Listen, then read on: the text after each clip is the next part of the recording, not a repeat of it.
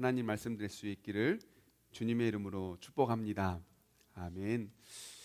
우리가 새해를 맞이하면서 함께 성경책 맨 앞에 있는 창세기를 함께 묵상하며 또 살펴보고 있습니다. 하나님께서 세상을 지으시고 하나님께서 보시기에 좋았더라 하는 그 아름다운 세상이 사람들의 죄로 말미암아 타락한 세상이 되고 말았습니다. 세상이 부패하고 세상이 포악해지고 말았죠. 하나님은 그 부패하고 포악해진 세상을 그냥 내버려 두지 아니하시고 하나님의 말씀 가운데 특별히 홍수로 심판하시겠다라고 심판의 말씀을 하십니다. 오늘 본문은 바로 이 포악해진 세상, 부패한 이 세상을 하나님의 그 홍수 내리심으로 심판하시는 그 심판의 시작이 되는 하나님의 말씀이라고 할 수 있습니다. 오늘 본문 앞에 있는 5절에도 보면요, 이 세상이 얼마나 포악해졌는지를 말씀하고 있습니다. 사람의 죄악이 세상에 가득하고 사람의 마음과 생각에는 악한 것밖에 없었다라고까지 말씀하세요. 그리고 11절 12절에도 보면요, 부패와 포악함이 땅에 가득하고 땅이 부패하고 사람들의 행위가 부패했다라고 말씀하고 있습니다. 부패했대요. 포악하고 탐욕이 가득하답니다. 부패했다는 걸 뭘 말합니까? 썩었다는 거 아니에요. 하나님이 창조하시고 보시기에 좋았더라 하는 이 세상이 썩어버렸대요. 하나님께서 얼마나 마음이 아프시겠어요. 하나님 분명 이 세상을 창조하시고 아담과 하와를 지으시고 5가지의 복을 주세요. 생육하고 번성하고 충만하고 정복하고 다스려라. 하나님이 인류에게 주신 하나님의 말씀과 명령이자 복입니다. 그런데 지금 이 세상은 번성은 했으나 무엇이 번성했어요? 부패가 번성하고 포악함이 번성한 세상이 되고 말았다는 거예요. 하나님이 주신 그 명령과 복의 말씀을 거절하고 모른 채 한 채 무시하고 결국 이 세상은 하나님의 복으로 번성한 것이 아니라 죄로 번성한 세상이 되고 만 겁니다. 무엇이 세상을 이렇게 만들었을까요? 무엇 때문에 하나님이 보시기에 좋았다라 하는 이 세상이 이렇게까지 타락하고 부패했다고 썩었다고까지 말하는 세상이 되고 말았을까요? 오늘 시작하는 창세기 6장을 말씀하는 시작하는 그 말씀 2절에 보면요, 세상이 타락한 그 원인을 우리에게 말씀하고 있습니다. 우리 함께 읽어보실까요? 시작. 하나님의 아들들이 사람의 딸들의 아름다움을 보고 자기들이 좋아하는 모든 여자를 아내로 삼는지라. 아멘. 여기서 말하는 하나님의 아들들과 사람의 딸들이 무엇을 의미하는지 정확히 밝혀진 바는 없지만 거룩한 자녀, 하나님의 아들들을 말하는 것일 수 있고요, 세상의 자녀, 사람의 딸들을 말할 수 있겠습니다. 또는 하나님이 지으신 남자의 갈비뼈에 의하여 여자를 만들었지 않습니까? 그래서 하나님이 지은 남자를 하나님의 아들들이라고 말할 수도 있겠고요, 남자의 뼈에서 여자를 만들었으니 사람의 아들들이라고도 말하는 여자일 수도 있겠습니다. 중요한 것은 무엇입니까? 하나님의 아들들이 사람의 딸들의 무엇을 본 거예요? 아름다움을 본 겁니다. 그러자 어떻게 해요? 자기들 마음에 드는 모든 여자를 아내로 취했다는 겁니다. 자기들 눈에 보기에 아름다운 모든 여자를 아내로 취했다라고 하는 것을 보니 우리는 그와 비슷한 죄악상을 또 떠올릴 수 있지 않겠습니까? 바로 아담과 하와의 죄입니다. 그들은 먹음직도 하고 보암직도 하고 탐스럽게 보이는 선악과를 보자 자기들 마음에 드니 그 선악과를 먹었습니다. 또 이런 이야기가 있죠. 이스라엘의 온 군대가 전쟁을 위해서 출전을 했습니다. 그런데 다윗은 왕이었기 때문에요, 전쟁에 나가지 않고 왕궁에 머물러 있었습니다. 어느 날 모든 군사들이 전쟁에 나가 있을 때 왕궁의 옥상을 산책을 합니다. 그런데 공교롭게도 어느 여인이 목욕하는 장면을 목격해요. 그런데 다윗의 눈에 심히 아름다워 보이는지라라고 말씀해요. 그 여자를 보는데 너무나 아름다워요. 결국 다윗은 그 아름다움에 속아 넘어갑니다. 결국 그 여인을 취하고 말죠. 문제는 뭡니까? 그 여인에게는 남편이 있었다는 거예요. 다윗은 그 여인을 아내로 취하기 위해서 그 남편을 어떻게 해요? 전쟁터에 맨 선봉대장으로 앞세워 내보내 죽게 합니다. 결국 그 아내의, 그 여인의 남편을 죽게 함으로 자기의 죄를 덮고 그 여인을 취하게 되는 죄를 짓게 되죠. 이스라엘의 위대한 왕으로 알려진 다윗은 무엇에 넘어진 겁니까? 아름다움을 보자 넘어진 거예요. 그리고 어떻게 합니까? 자기 마음에 드니 아내로 취하고 만 겁니다. 하나님을 왕으로 인정하지 않았던 사사시대를 우리에게 한 줄로 이렇게 말씀하시죠. 사사기 21장 25절인데요. 함께 읽어봅니다. 시작. 사람이 각기 자기의 소견에 옳은 대로 행하였더라. 자기가 생각하기에 옳다 하는 대로 여겼다는 거예요. 왕이니 이 여인을 취하기 위하여 한 사람 죽이는 것쯤이야 뭐가 문제겠어. 그것을 문제 삼지 않은 거예요. 하나님의 아들들이 눈에 보기에 아름다운 여자를 아내로 취하는 것이 뭐가 문제겠어? 아무렇지도 않게 자기 소견에 옳은 대로 취한 거예요. 아담과 하와가 눈에 보기에 먹음직도 하고 보암직도 하고 탐스러워 보이니 이거 먹는 것쯤이야 하나님처럼 된다고 하니 먹어도 괜찮겠지 하고 먹는 거예요. 결국 무엇 때문에 세상이 타락한 겁니까? 자기 소견에 옳은 대로 산 겁니다. 자기가 좋아하는 대로만 산 거예요. 자기가 원하는 대로만 살았던 겁니다. 화려함이 주는 그리고 아름다움이 주는 유혹은요 상당히 치명적입니다. 눈에 보이는 겉모습에 빠지는 순간 인간의 타락은 시작한다고 봐도 됩니다. 왜 그럴까요? 아름다움이 주는 그 외모가 주는 그 화려함이 주는 그 치명적인 그 매력은요 절제력을 잃게 만듭니다. 결국 내 마음에 드는 것은 모두 취해야만 하는 탐욕이 생기죠. 그런데 그 탐욕을 이루기 위해서 어떻게 합니까? 사람이 포악해지죠. 무조건 내가 원하는 건 다 취해야만 하니 수단과 방법을 가리지 않게 되는 겁니다. 그러니 사람이 탐욕 앞에 포악해지고 마는 것이죠. 이렇듯 세상이 타락하게 된 것은 자기 눈에 좋은 대로만 살았던 그 사람들의 탐욕과 그 탐욕을 채우기 위한 그 포악함이 이 세상을 무법천지로 만들었던 거예요. 그러니 하나님이 보시기에 이 세상이 어때요? 썩은 거예요. 부패한 겁니다. 포악함이 가득하고 타락이 가득한 세상이 되고 말았던 거예요. 하나님은 이 세상을 물로 쓸어버리고 새로운 세상을 다시 짓기로 마음을 먹으신 겁니다. 창세기에 보면 하나님과 동행했다라고 소개하는 사람이 있습니다. 바로 에녹입니다. 모든 사람을 죽었다라고 말할 때 이 에녹만큼은 죽었다라고 표현하지 않아요. 뭐라고 말합니까? 하나님이 데려가셨다라고 말합니다. 하나님은 이 에녹처럼 지음받은 모든 인간이 하나님과 동행하고 하나님께 들림받기를 원하셨습니다. 하지만 인간이 번성할수록 하나님의 복이 번성한 것이 아니라 부패하고 포악해지는 것을 보시고 맙니다. 결국 하나님의 마음이 찢어지듯이 너무나 아프시게 된 거죠.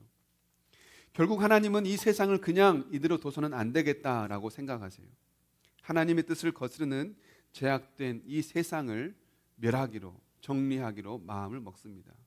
결국 홍수 심판으로 이 땅을 쓸어버리기로 마음을 먹습니다. 홍수로 세상을 쓸었다라고 하는 건 하나님의 심판인데요. 이것은 하나님께서 세상에 주시는 저주라기보다는 새롭게 만드시는 회복과 재창조의 은혜로 보는 겁니다. 이 하나님의 계획을 위해서 하나님이 한 사람을 선택하세요. 바로 에녹처럼 하나님과 동행했던 바로 노아입니다.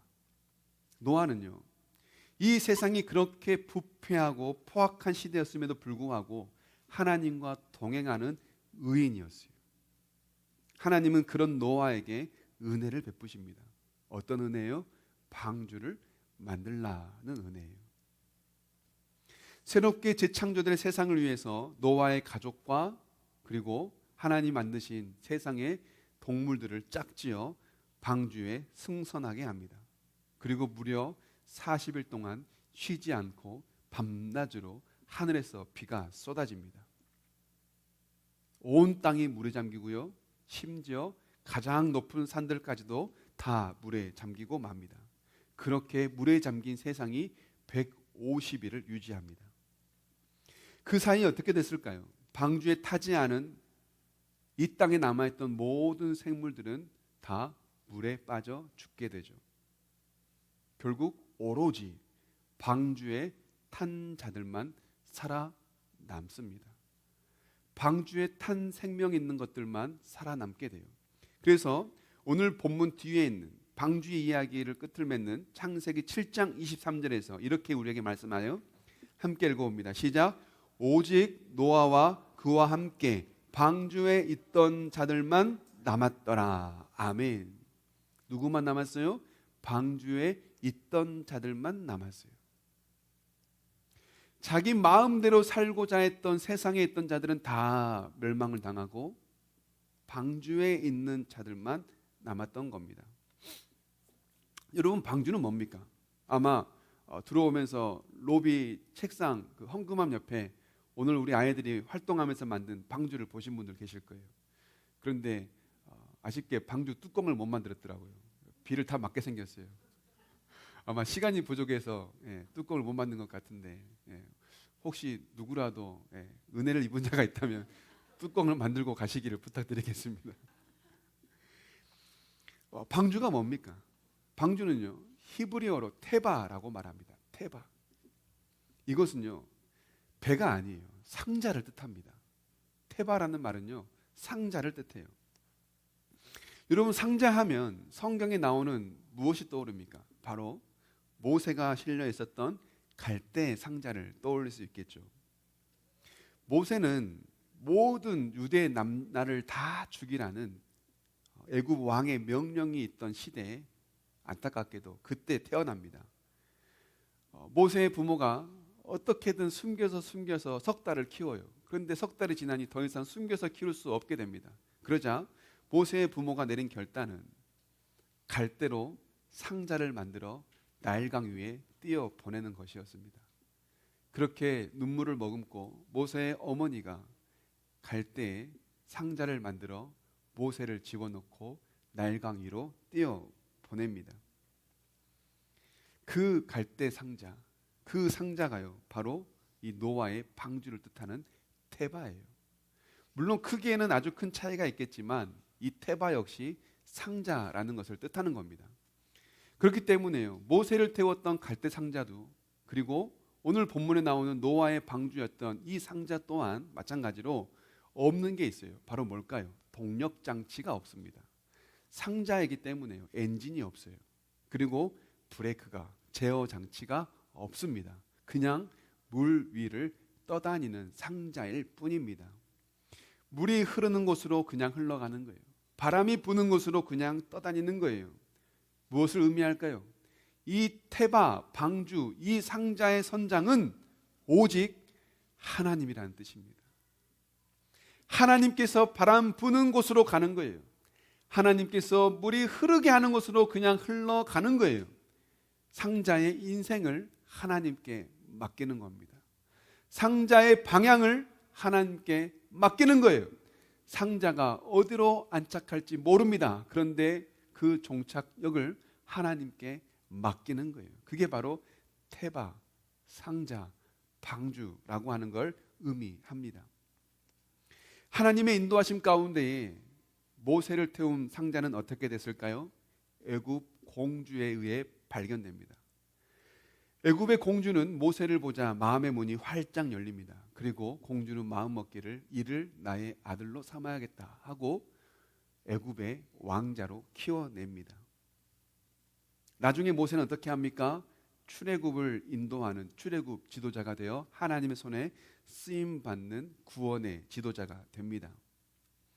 노아의 가족과 짐승을 태운 방주는 어떻게 할까요? 높은 산 위에 머무르게 됩니다.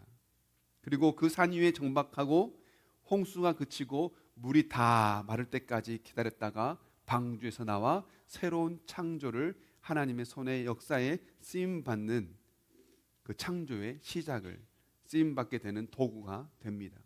생육하고 번성하라는 하나님의 약속을 이어가는 축복의 통로가 그들이 쓰임 받게 되는 것이죠. 어디로 흘러갈지 모르지만 하나님께서 인도하시니 다들 하나님의 손에 쓰임새 맞게 흘러갔다라는 거예요.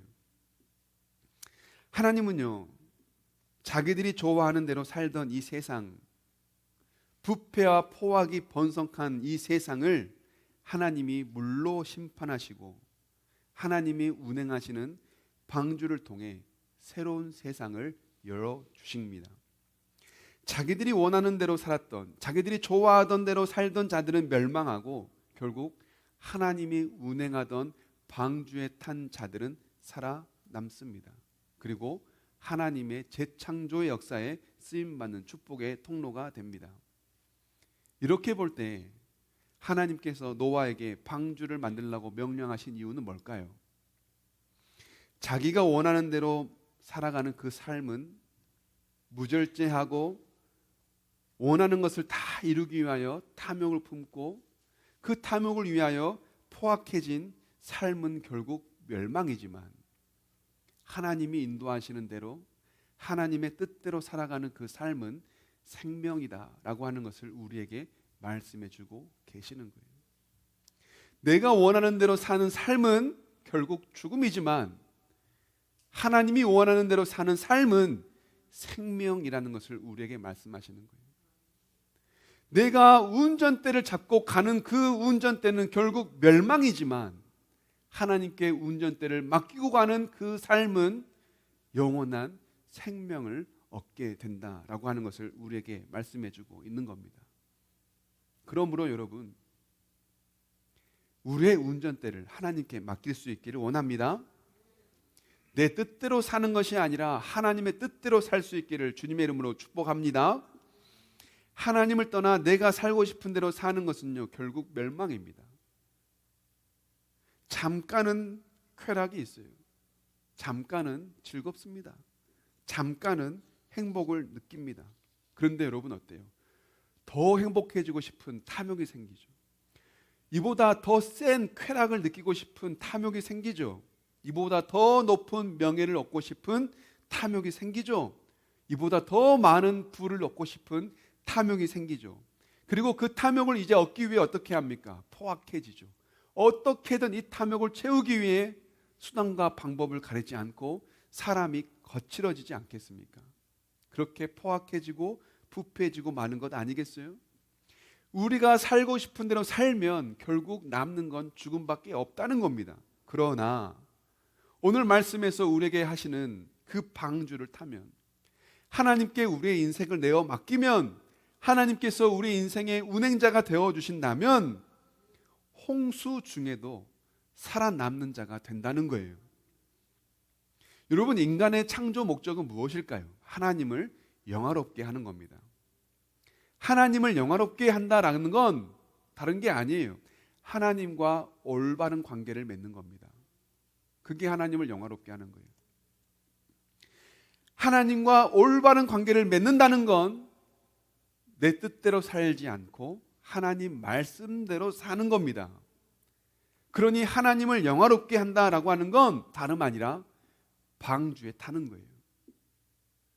내 인생을 내 마음대로 운행해 가는 것이 아니라 하나님이 운행하시는 방주에 내 삶을 맡겨 나아가는 것, 그것이 바로 하나님을 영화롭게 하는 삶이다라고 말할 수 있겠습니다. 하나님은 우리가 홍수에 빠져 허덕이는 걸 원치 않으세요. 하나님은 우리가 무절제와 탐욕의 홍수에 빠져 죽는 것을 누구보다 원치 않습니다. 그래서 하나님은 우리에게 무엇을 준비해 주셨어요? 방주를 준비해 주셨어요. 누굴까요? 바로 예수 그리스도입니다. 내 뜻대로 살던 삶을 청산하고 이제는 예수님을 믿어 예수님의 뜻대로 살아가는 삶. 내 욕심대로 살던 삶을 청산하고 예수님의 발자취를 밟아 닮아 살아가는 삶. 그 삶이 바로 방주에 승선하는 삶이에요. 우리가 이 예수님을 믿을 때 우리가 구원을 얻는 겁니다. 여러분, 말씀을 잘 보셔야 돼요. 하나님께서 방주에 노아를 싣고 노아의 가족을 싣고 땅의 짐승들을 실을 때 탈 사람은 타시오 하고 싫지 않았어요. 노아는 방주를 만들고 너와 너의 아내와 너의 아들들과 너의 자녀들 그리고 그 며느리들이 타라. 그리고 내가 지은 세상의 짐승을 암수 쌍을 이루어 실어라 라고 명령했습니다. 방주에 승선한 건 누구의 주권입니까? 하나님의 주권입니다. 우리가 예수님을 믿어 구원을 얻는 건 우리가 선택하는 거 아니에요. 하나님의 주권으로 우리가 구원을 얻는 거예요. 하나님께서 우리에게 말씀하시는 이 말씀을 잘 기억하여 내가 원하는 대로 사는 삶에서 하나님이 원하는 삶으로 내가 운전대를 붙잡은 내가 만든 그 배에서 하나님이 운전대를 붙잡은 방주로 우리의 삶이 주님께로 돌아갈 수 있기를 주님의 이름으로 축복합니다. 아멘. 찬양 가운데 이런 찬양이 있습니다. 원하고 바라고 기도합니다라는 제목의 찬양인데요. 하나님의 꿈이 나의 비전이 되고 하나님의 성품이 예수님의 성품이 나의 인격이 되고 성령님의 권능이 나의 능력이 되기를 원하고 바라고 기도합니다라는